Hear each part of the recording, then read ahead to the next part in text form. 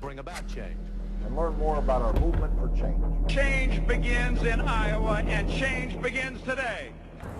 The presidential primaries are coming fast and furious, and paired with the turning of the calendar, many people have change on their minds.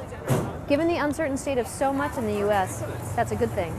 But while we're contemplating change, perhaps we should ask, is 2008 the year we'll unplug from the machine? Welcome to Collateral.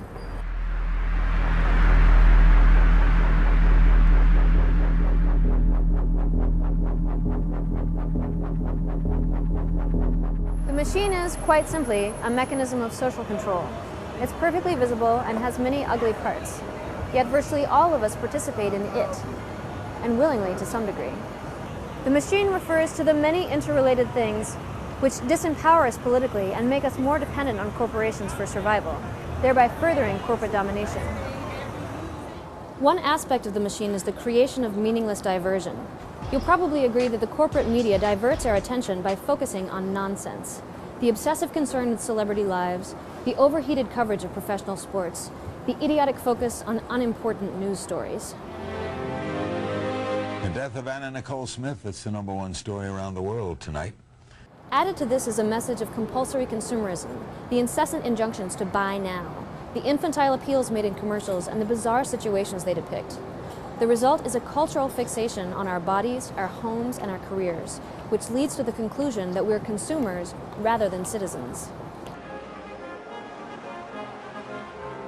You gotta get online. If you don't get online, you're not getting nothing. Those people back there ain't getting nothing. All the way from Northport, Florida to come to the city to get cold, cold weather. Just to get a laptop. My sister came just to buy it for me. For me. Another aspect of the machine is financial. In good times, there's easy access to credit cards and 30-year mortgages, which fosters spending and creates immense profits for entities that don't care one bit about us. But when times get tighter, as they must, there's enormous pressure, fear, to pay that money off. The most critical side effect of this pressure is political apathy. Who's got time to worry about other people or politics? I got a mortgage to pay. This game for 25 years, and they are losing their jobs, and these firms are going to go out of business, and he's nuts. They're nuts. They know nothing. A third aspect of the machine is ideological. Here again, the corporate media do the dirty work by policing the boundaries of so-called respectable discussion. For a current example, look at the reception John Edwards is getting from the big media for his anti-corporate message. Notice, when he's given any airtime at all, how he's being cast as too divisive or angry. Yet his message is clearly resonating with voters.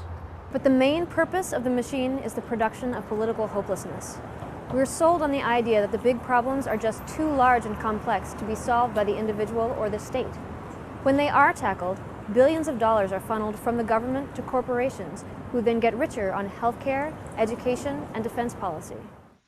My question is in regards to private military contractors. The Uniform Code of Military Justice does not apply to these contractors in Iraq. I asked your Secretary of Defense a couple months ago what law governs their actions. I was going to ask him. Go ahead.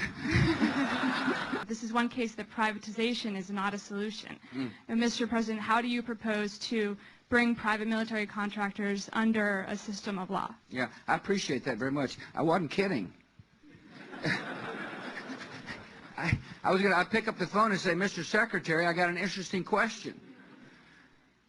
This is what delegation, I don't mean to be dodging the question, although it's kind of convenient. Above all, the machine works to create a reality where resistance against the spread of human misery is seen as foolish or quaint, and apathy is raised to the level of common sense. As Barbara Bush put it, why should we hear about body bags and death? Why should I waste my beautiful mind on something like that? But it's not hopeless. There are lots of things every one of us can do to directly confront the machine. Lots of people have already unplugged. We just need to wake up.